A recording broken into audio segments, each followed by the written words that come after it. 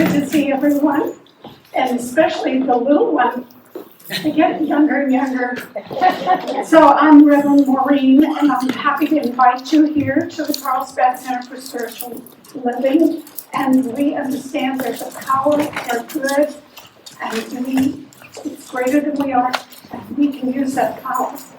So I'd like to invite you to just relax for a minute during an opening spiritual mind treatment, our form of affirmative prayer.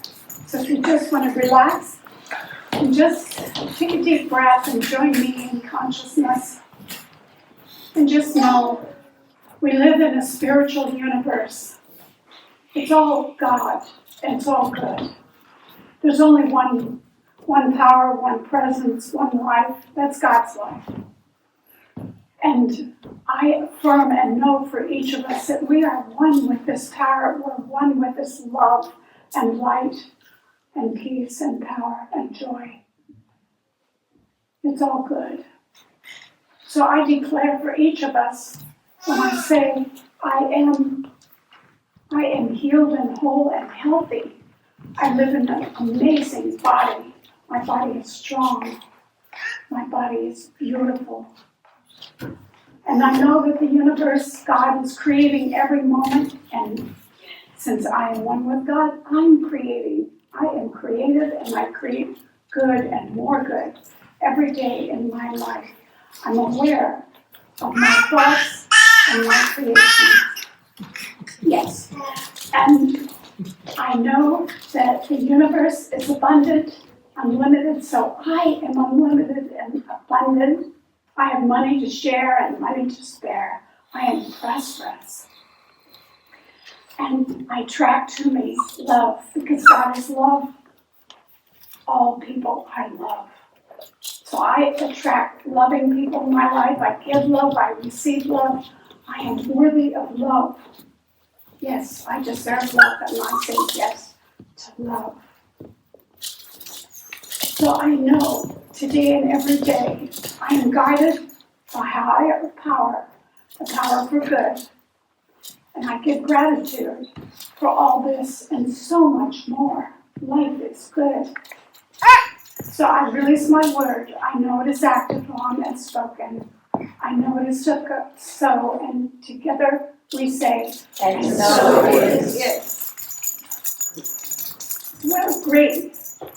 So I'd like to introduce Lucille Hart.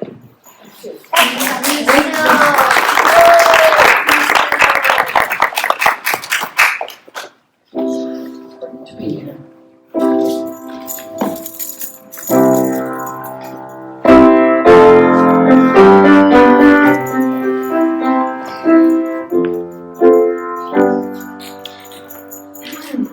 Tis the gift to be simple, tis the gift to be free, tis the gift to come down where we ought to be. And when we find ourselves in the place just right, it will be in the valley of love and delight, when true simplicity is gained. To bow and to bend, we shan't be ashamed. To turn will be our delight, till by turn, we come round right. 'Tis the gift to be loved, and that love to return. 'Tis the gift to be taught, and a richer gift to learn. And when we expect of others what we try to live each day, then we'll all live together and we'll all learn to say, when true simplicity is gained, to bow and to bend, we shan't be ashamed. To turn will be our delight, till by turning, we come round. 'Tis the gift to have friends, and a true friend to be. 'Tis the gift to think of others, not to only think of me. And when we hear what others really think and really feel, then we'll all live together with the love that is real. So when true simplicity is gained, to bow and to bend, we shan't be ashamed. To turn will be our delight. To by turning we come round right. Till by turning we come round right.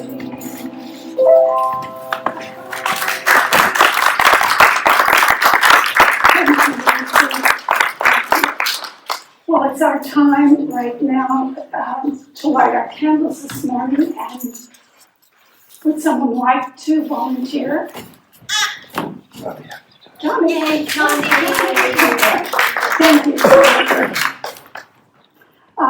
We light candles because they remind ourselves of the underlying spirit of life and the divine unity of all. So first, we light a candle for life. Life is everywhere present, flowing through each and every one of us. There's only one life. That life is God's life. That life is our life. So please affirm with me, I am life. So we light a candle for love. The birth of love happens within each one of us every time we make room for the Christ consciousness in our hearts and recognize our unity. We're points of love within the heart of God. So please affirm with me, I am love. We light a candle for light. The light of God is the presence and the power, and we're always walking in the light. We radiate the light of God wherever we are. So please affirm with me, I am light. We light a candle for beauty. We're all made in the likeness and image of God. We're each whole, complete, and beautiful, just as we are. We accept the beauty of God's perfection as our perfection now. So please affirm with me, I am beauty. We light a candle for joy. Joy is the very nature of spirit and the true essence of each of us. We celebrate the joy of our own rebirth in God consciousness. We bring joy to the world. So please affirm with me, I am joy. And we light a candle for peace. Yes, today and every day we open our hearts to peace. We're each a center of peace in our world. So please affirm with me, I am peace. Thank you, Johnny. Finally, I invite you to take a moment, recognize your own inner light that's always shining within as we each honor our own metaphysical path of wholeness, oneness, and mental healing through the practice of universal spiritual principles. Thank you. So announcements. This is the first Sunday of April. Does anyone else have a birthday? Yeah. Let's raise our hand. We have April, okay. All right. Oh, Ruth Ann has a birthday this month. Do we have any other birthdays? All right, well, can we sing happy birthday? All right, okay, here we go. Happy birthday to you. Happy birthday to you. Happy birthday, dear everyone. Happy birthday to you.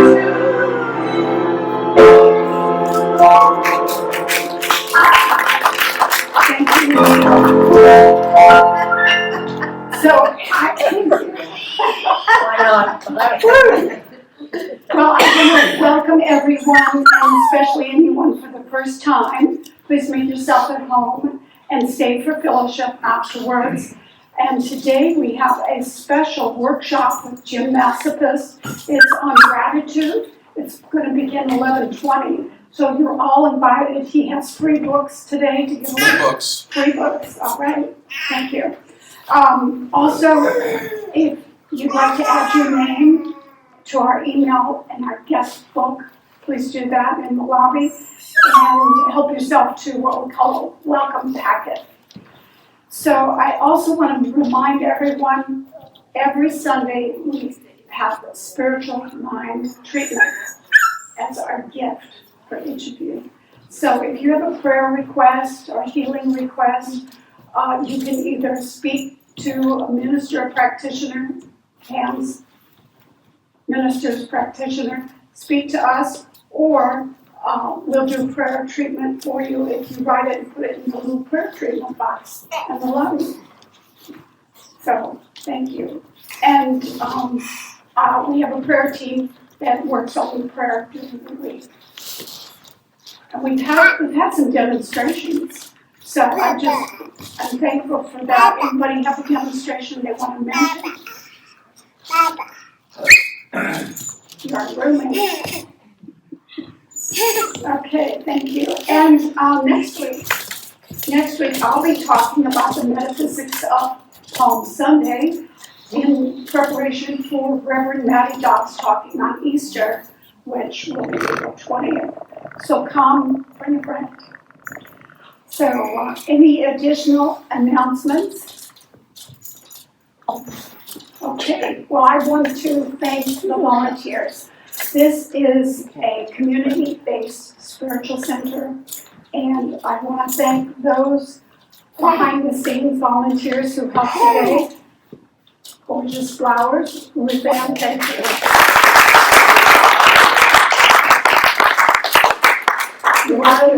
Flower fields. Oh, Wow. thank you. Volunteering for it. It's beautiful out there right now. I recommend everybody go. Yes, flowers fields of Carlsbad. I also, excuse me, I have a little help as greeter today. I have a little help from, excuse me, little frog in the throat. Johnny made a birthday cake. Thank you, Johnny. No. And we had some extra treats from Kate. We have video recording by Jim. And set up. We had 2 people setting up today. Dave DuVivier and William. Thank you. And Jan Sherburne, I want to thank her. She's out there at the bookstore just for keeping things running and kind of being behind the scenes, taking care of our bookstore. So next we have a group reading. So if you open up your program, we can read this together. God is all, both visible and invisible. One presence, one mind, one power is all. This one is all, is perfect love and perfect abundance. I am an individualized expression of God. I am everyone with this perfect life, perfect love, and perfect abundance. So right now we have the group song.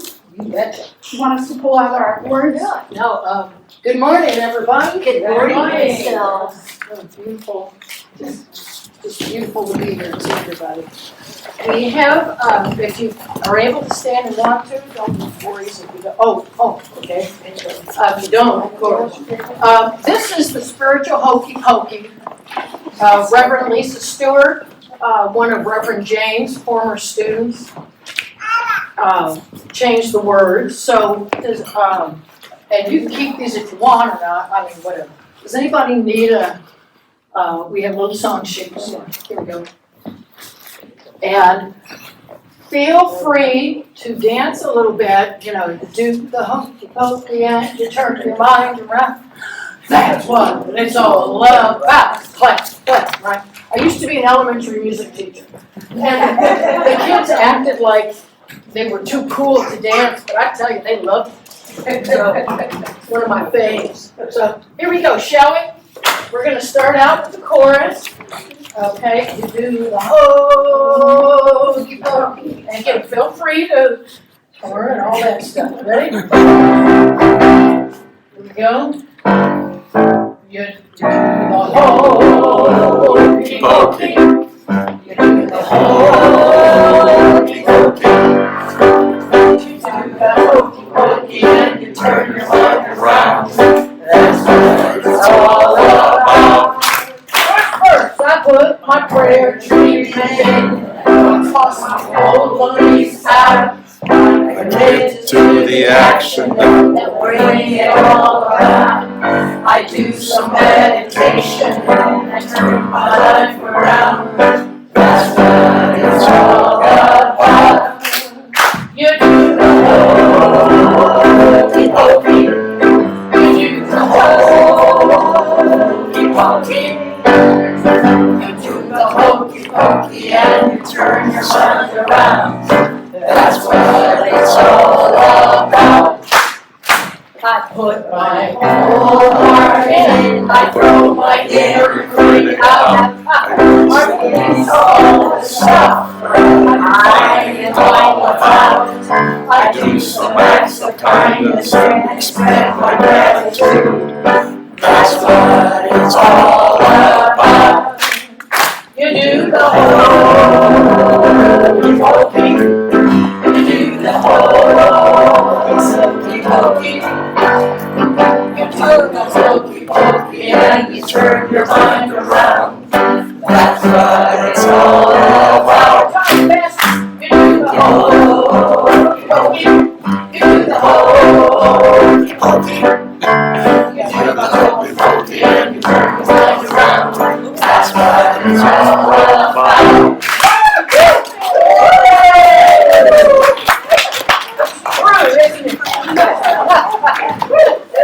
Thank you, Cecile, that was great. Wow.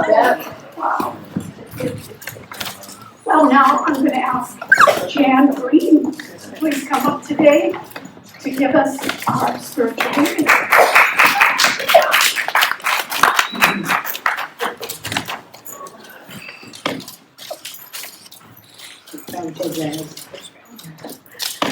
Today's reading is from 365 Days of Richer Living by Holmes and Barker. It's called I Have Joy. It begins with biblical quotes from the book of Job and from Psalms 4 and 30. Sorrow is turned into joy before him. Thou hast put gladness in my heart. Thou hast turned for me my mourning into dancing. Thou hast put my sackcloth and girded me with gladness. Then it continues on. We cannot conceive of the spirit as sad or depressed. There is ever a song at the center of everything. This song is reflected in all nature, turning mourning or grieving into dancing. To put off sackcloth means turning to a complete reliance on the divine. To be girded with gladness means to cover ourselves with the threefold nature of good. This is a symbol of divine protection. Turning the mind to God and recognizing the omnipresence of love causes us to rejoice as we recognize that in Him, that is in pure spirit, we live, move, and have our being. I know that happiness is God's will for me and for everyone. I also know that I cannot gain happiness without giving it. Therefore, I do not expect to be happy unless I make others glad. I radiate happiness to everyone. There is a sense of joy at the center of my being, which everyone will feel. There is no insecurity in this happiness, no sense of impoverishment or fear, no feeling of doubt. Today, I turn away from everything that depresses and sing a song of praise, of gratitude, and of joy. I am going forth to meet joy, singing the song of the triumph of spirit over all apparent negation. Indeed. Thank you, Jan. Very good. So we have another piece. You betcha. All right. Go for it. This is from the movie Oh Brother Where Art Thou?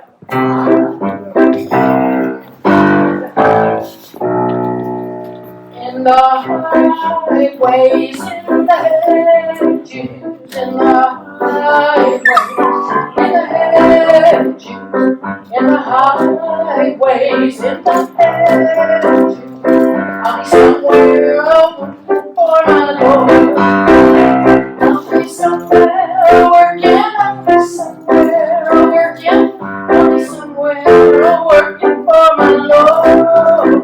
I'll be somewhere working, I'm willing to be working, I'll be somewhere working for my Lord. If God calls me, I will answer. If she calls me, I will answer. If he calls me, I will answer. I'll be somewhere working for my Lord. I'll be somewhere working, I'll be somewhere working, I'll be somewhere working for my Lord. I'll be somewhere working, I'll be somewhere working, I'll be somewhere working for my Lord. I will stand up to the challenges, I will stand tall to the challenges, I will stand up to the challenges. I'll be somewhere working for my Lord. I'm somewhere working, I'll be somewhere working, I'll be somewhere working for my Lord.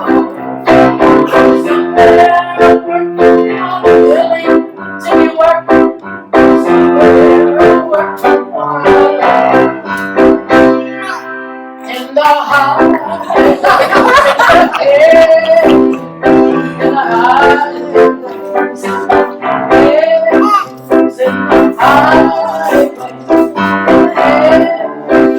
I'll be somewhere working for my Lord.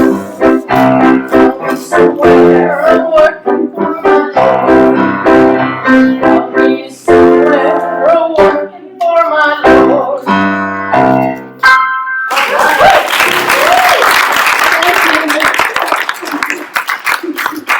Love that one. You betcha. I mean, yes. All right. Well, now it's time for our talk today, and it's my pleasure to invite up to the podium Reverend Kate DuVivier, and your title is Willingness. Please welcome.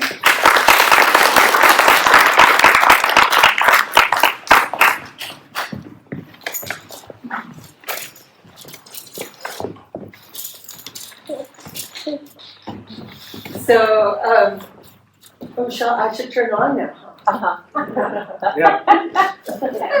Okay, am I loud enough? Can you hear me? Fairly? Okay. Let me see if I can move it up a little bit closer. Now, is that better? Yes. Okay, good. So, good morning. Good morning. So this morning I want to begin by saying thank you for letting me get up here to speak, because it made me go through a process of thinking this week instead of just reacting to the news. So Lucille had emailed me on Wednesday asking about my topic, willingness, so she would have an idea what songs to play for us. And I said, well, I'm just going to talk about being willing to have and accept our good, because after all, one of the main obstacles to enjoying a satisfying life is our own unwillingness to be satisfied, which is really true. And then on Thursday and Friday, like some of you might have noticed that the financial markets tanked. The United States seems to have triggered a worldwide trade war. So it's like, oh, okay. And so that's what I mean by thank you. Thank you, because I had to focus on the topic of willingness. And I realized that while it seems like a trade war has been triggered, since I have hope that, and not just hope, but I know things can change as quickly next week as they changed last week. So I'm going to keep my mind focused on the positive. What we say when we do our spiritual mind treatments or affirmative prayer is simply that we know that an unwanted condition can dissolve and that we seek a quick reestablishment of the wanted condition, which in this case is financial stability worldwide and also for each one of us.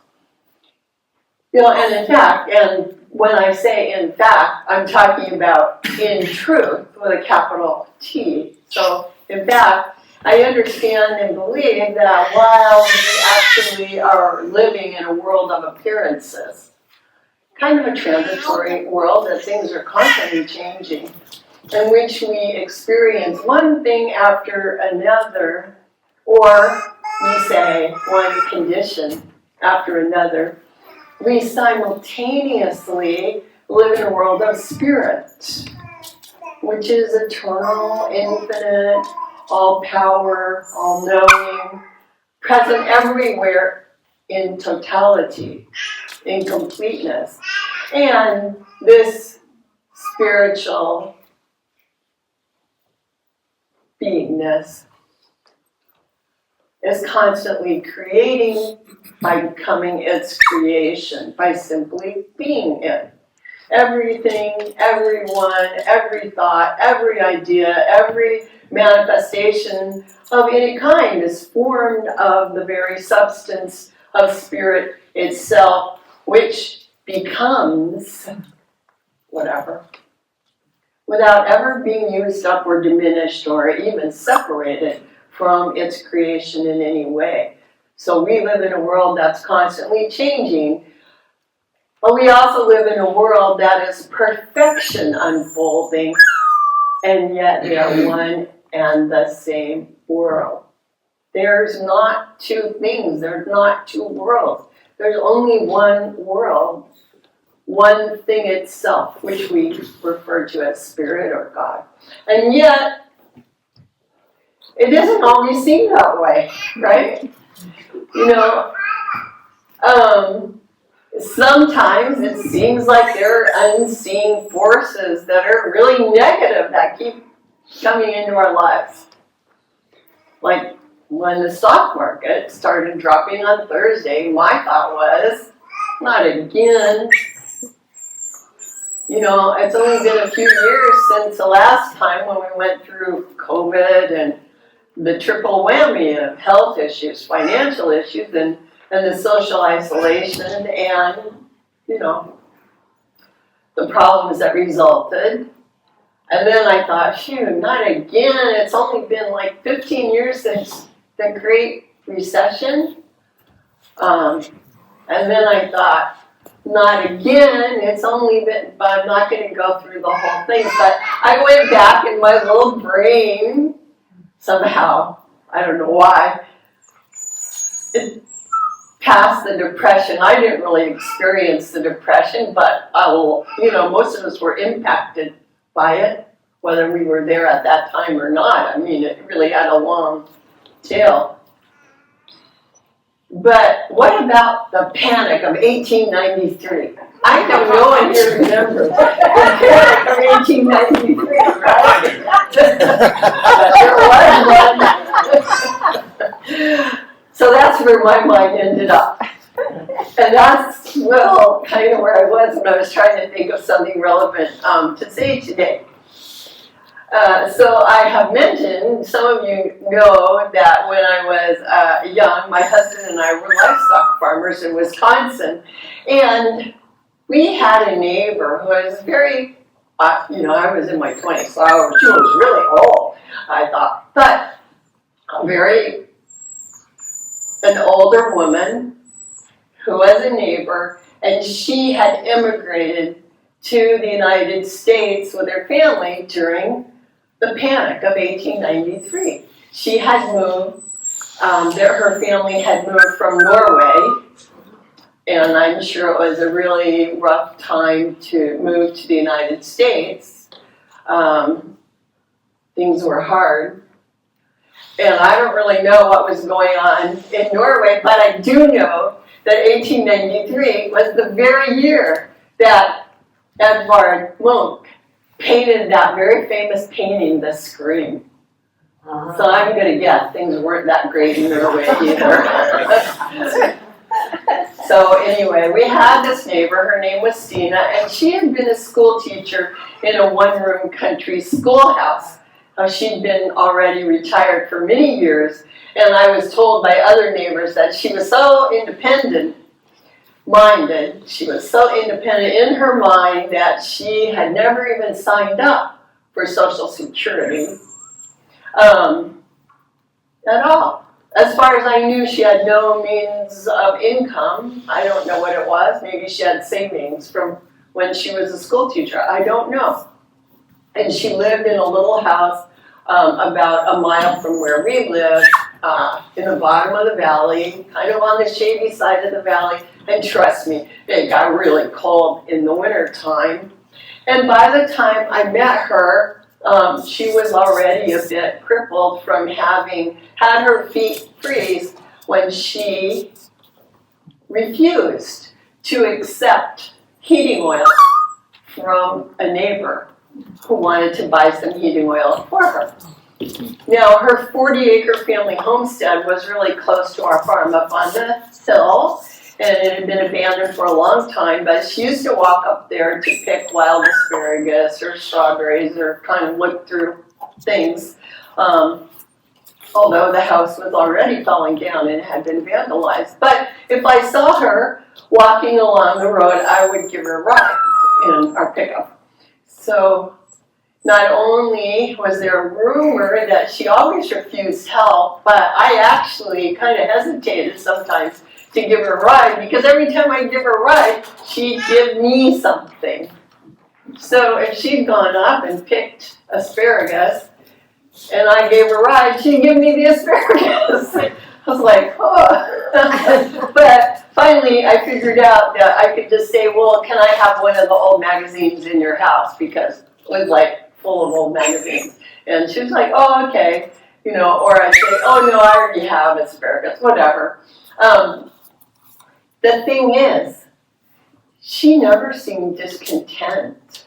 I'm not sure she ever even thought of herself as living in poverty.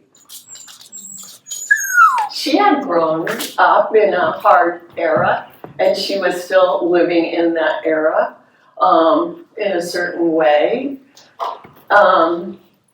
It was hard for me to understand how she could say no to help, but it was her choice. She was willing to live that way. And at the same time, she was also generous. She was a giver. She was not willing to accept or ask for help, yet she was still content. So I'm just going to, as an aside, let you all know that one of her nieces took her to live with her later, so it's a happy ending. But still, the point of my story is she was a giver, but not really a taker. So now I want to talk about someone else, a friend of mine that I have now, who immigrated to the United States almost exactly 100 years after Stina did, in the early 1990s. he was a legal refugee during one of the civil wars in the country that he was from. Now he says he grew up in a village where they didn't have or use money, they had cows. Their wealth was in cows. And so they had cows, but everything else they made or grew or fished for, and they shared without reservation. I'm not going to say they shared their cows without reservation, but other things they shared without reservation. So growing up, he was never taught what most Americans are taught, which is that a person should be self-sufficient and not have to rely on anyone else, or that we should not ask for help. In his culture, he was taught to give everything he had away if someone needed something, and he still is willing to give almost everything away, and he believes that he will always have whatever he needs. He believes that simply living in the United States is amazing prosperity. And actually, he always does have whatever he needs. And he is also very content. So, a different way of looking at things. And then I want to share a story that I remember reading about this guy. His name is Albert Alexander Hyde. And he was the founder of what's called the Mentholatum Company, and as well as some other businesses. So one time when we went on a family reunion to the YMCA of the Rockies in Colorado, we stopped at a little museum. And it had a plaque dedicated to him. Now, I didn't remember his name. I had to look it up. But I remembered what it said on the plaque because, you know, I wasn't really into science of mind, and it was remarkable. There was a quote from him explaining that after he started his business and it grew successful, he started giving away his money.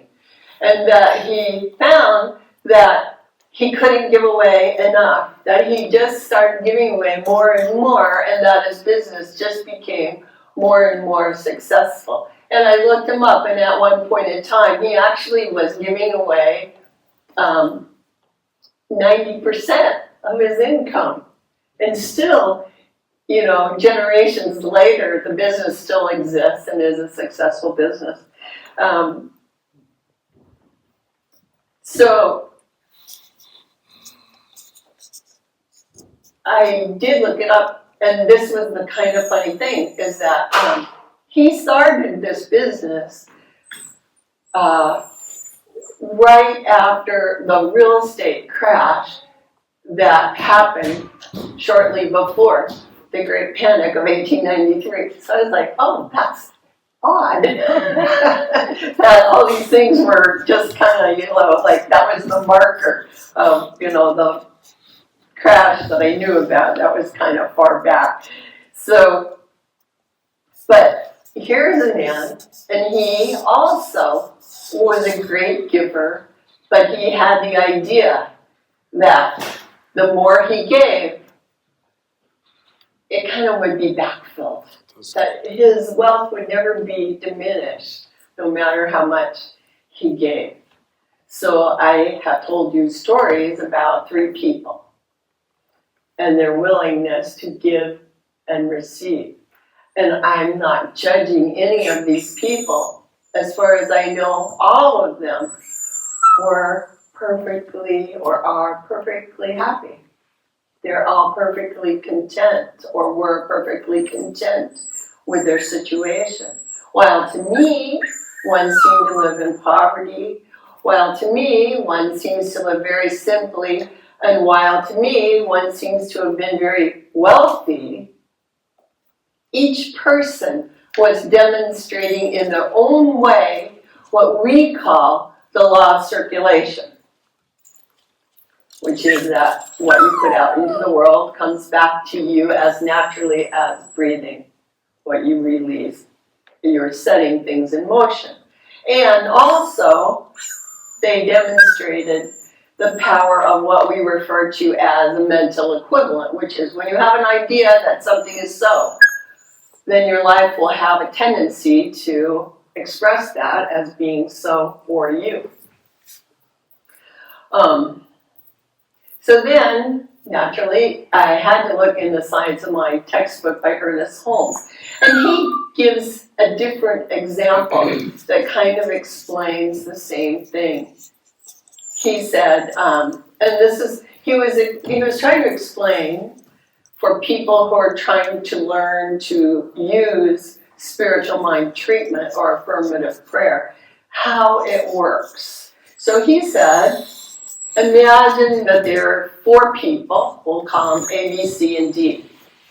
Imagine that person A had a job in the past that paid, he said, $15 a week. Let's call that $15 an hour, right? Okay, so person A got $15, B got $50, C got $75, and D was getting $100, but all 4 of them were unemployed. So all 4 of these people didn't have a job. All 4 of those people came to a practitioner and asked for treatment for a new job, right, for employment.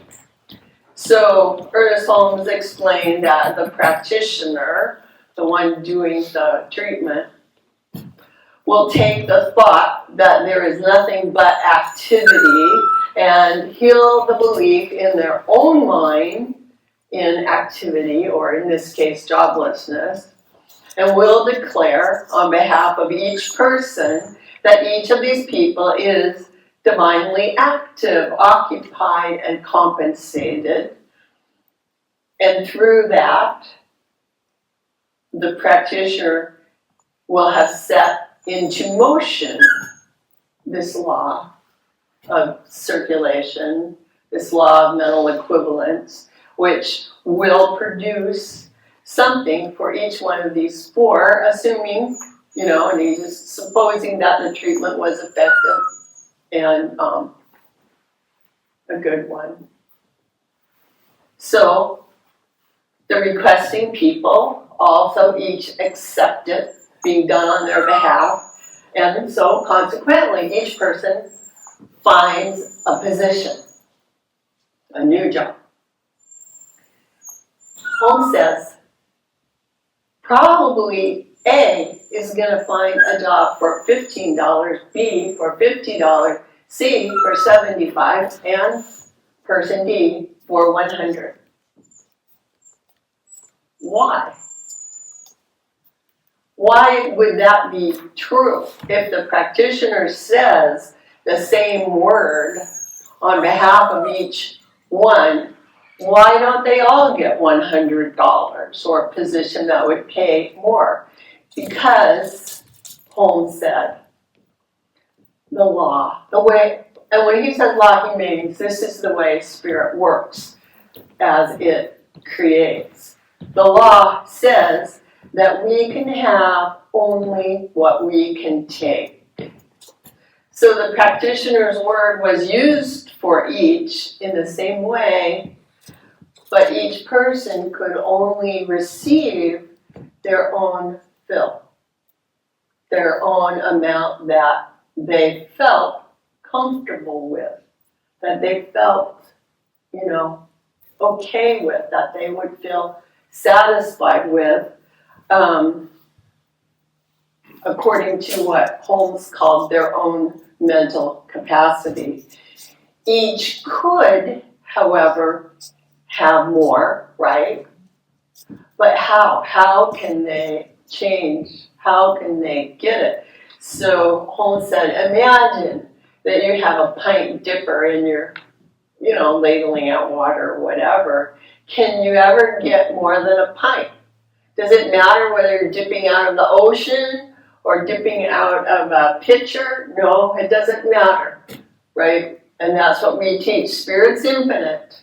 There's no limit on what's out there for us. The limit is the size of the dipper. But he said, I mean, even with a physical dipper, you can make a bigger dipper.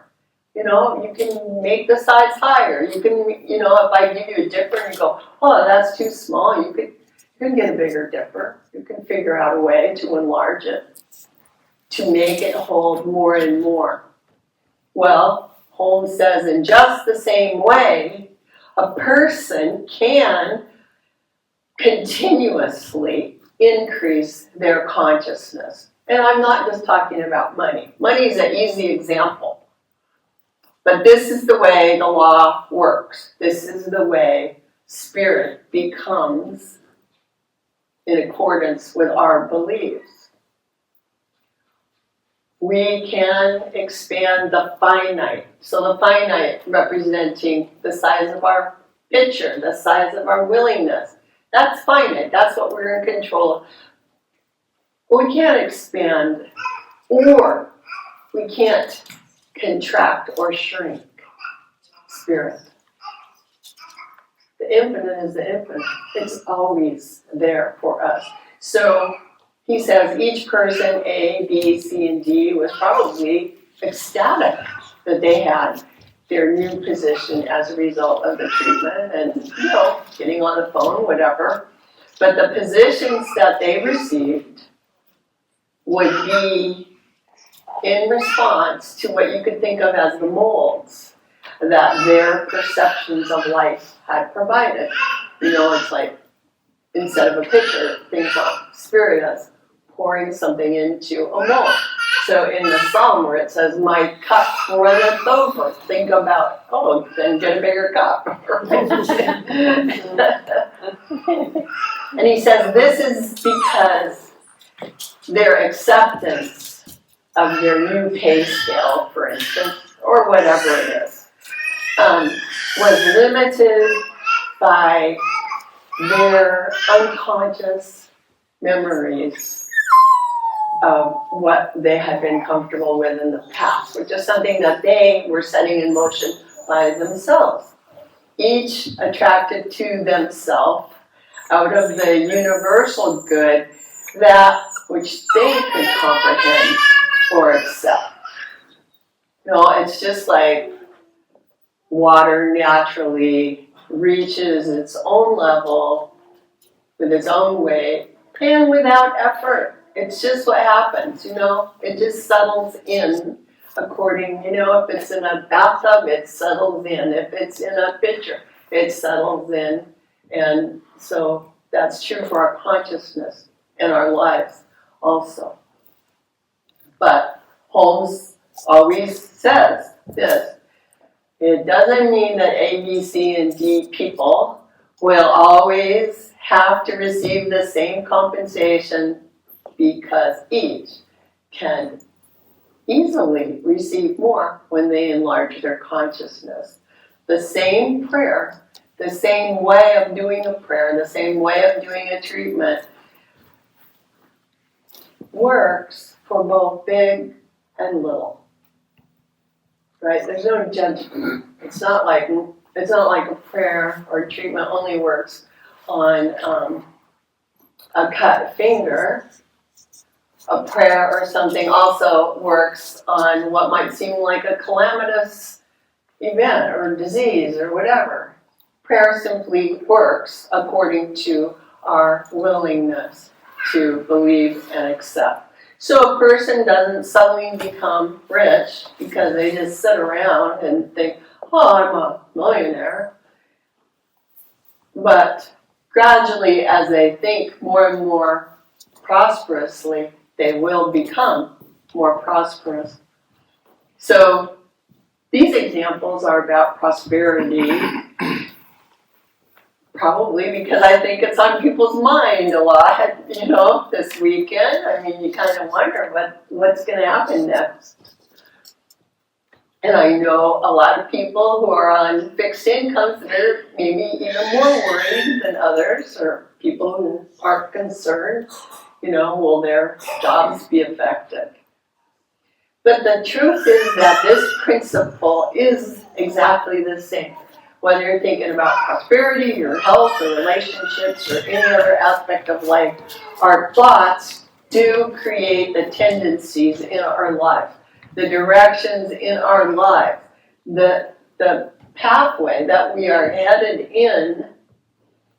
And this is what I want to focus on a little bit today. Our thoughts also create the limitations.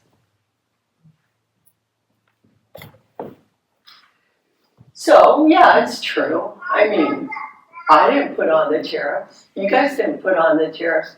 But together with the other, whatever, 300 and some million people of America, we all participate in this culture. And this is a shared culture. We all create a culture where things like this happen, and we also all create the very same culture where things can change tomorrow. You know, we kind of live in a very exciting country, let's face it. Full of opportunities and sometimes full of limitations. But what I really want to say is that we don't need to add on limitations that we place on ourselves by ourselves, right? So it's like the ocean. The ocean, fine, the ocean, maybe you have good weather, maybe you have stormy weather. There are things you can't control, but you can control your own boat, right, that you're sailing on. So you can just go to sleep and hope you don't turn over, or you can stay alert and try to navigate to a safe harbor. I mean, we do have power. We can use our thoughts to take care of ourselves. And as we are creating a mindset, let's call it a mindset of positivity, it's very contagious. Conscious thought is much more powerful than unconscious thought. So, this is why I believe it's important to cultivate a willingness to always expect the best. And not just expect it, we also need to cultivate a willingness to accept the best. So Ernest Holmes said, one should analyze himself. Look at yourself. Ask yourself, do I look at myself from a standpoint of restriction? Do I see my life limited to an eternal round of getting up in the morning, eating, going to work, coming home, going to bed, sleeping, getting up in the morning, eating, going to work? You know, is it just like this endless cycle? Holmes says, break the bonds of this apparent necessity to be in a repetitive situation. And see life as a continuous expression of the infinite self, the true self, your own, what we call your own inner light. And as this idea gradually takes hold of your inner thought, something will happen in your outer conditions.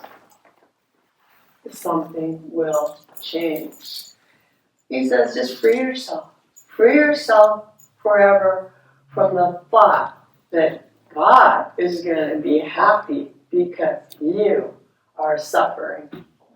No, it's not so. The world isn't any better when we suffer or experience misery or anything. The truth is, you look at this beautiful bouquet that Ruth Ann made, and we are so fortunate. We have flowers every week. It's just like, oh, this is the natural state of life. The natural state of life is abundance, beauty, this life expressing itself wonderfully. That's true for the plant world. It's also true for the world of humanity. So know that the greater the abundance, this is also quoting Holmes, know that the greater the abundance of every good thing which you are bringing out in your life, the more perfectly you are satisfying the divine urge within you. Anything you can dream of is not too great for you to undertake if it hurts no one and brings happiness and good into your life. Now, I just want to say that today, Jim is going to be giving a workshop. And I wanted to do this talk as a little bit of a lead-in to his workshop. So my talk is about metaphysics, obviously, right? Why does this stuff happen? The metaphysics of this happen. So usually when you go home, you go, well, that was great. Now what am I going to do? How do I make this happen? You know, I mean, I can get out, you know, the 2-inch thick Science Mind textbook and read a little bit, and I wonder which page I should go to. Right? So I don't know if all of you have read Jim's book yet. Who's read his book? Has anybody read his book? It's very practical. And so I want to encourage everyone who is able to stay for his workshop, because he has found a way that worked for him to put the ideas into practice. And I know that other people in here maybe have found other ways to put it into practice, but trust me, you know, it's through putting it into practice that we can see the results, and when we see the results, it increases our ability to believe that it works, and that's how our consciousness really shifts. Our consciousness doesn't shift because you listen to me explain things. The consciousness shift happens when you see it for yourself. You know, Reverend Lori's here. I remember it was only a few years ago, and she said, oh, I think I'm going to do some more wells in India. Right? Now, what are you up to? Like 130 wells have been, she's gotten donations for and organized the construction of 130 wells in India. How does this happen?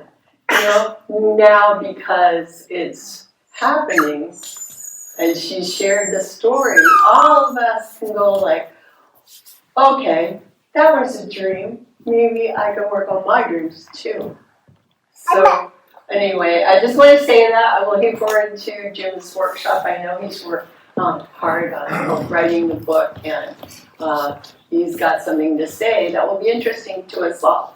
So that wraps up what I have to say. Thank you, everyone. We'll have a quick song. Quick, yeah, because I'm, yeah.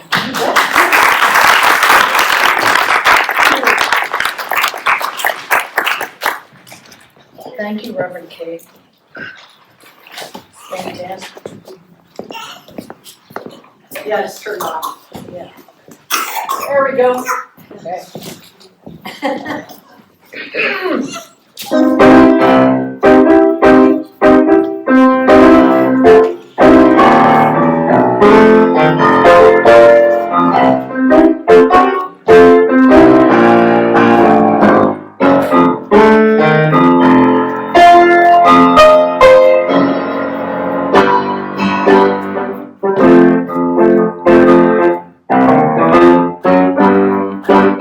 I can't help, God makes me wanna sing. Oh yeah, I can't help, God makes me wanna sing. God makes me feel so good that I can do most anything.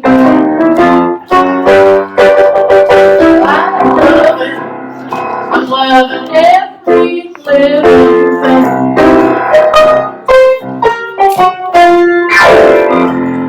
I can see the face of God in paupers and kings. We're all precious, no one less or more. We've all got the same treasures in store.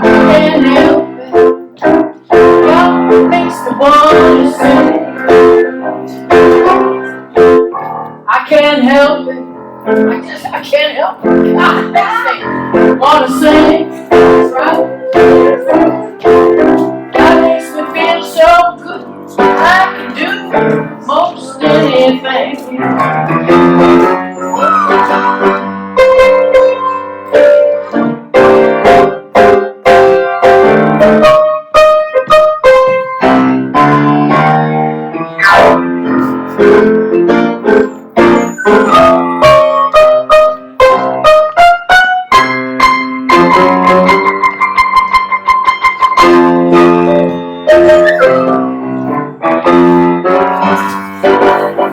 I'm believing in my garden life. It's like what Reverend K talked about. No matter what comes with God, God makes it alright. Just get right down to how I feel. Just take a breath and let God take the wheel. I can't help. Just sing that with me. God makes me want to sing. I can't help. I just can't help. God makes me want to sing.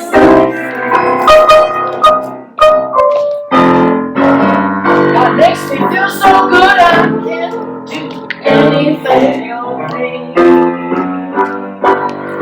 God makes me feel so good I can do most anything.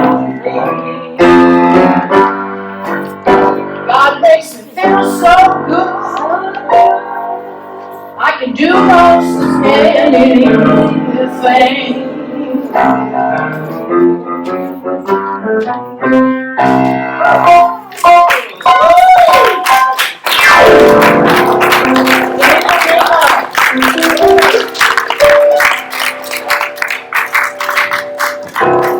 So this is our time for conscious giving. We like to be conscious. And inside your program, just say this with me if you will.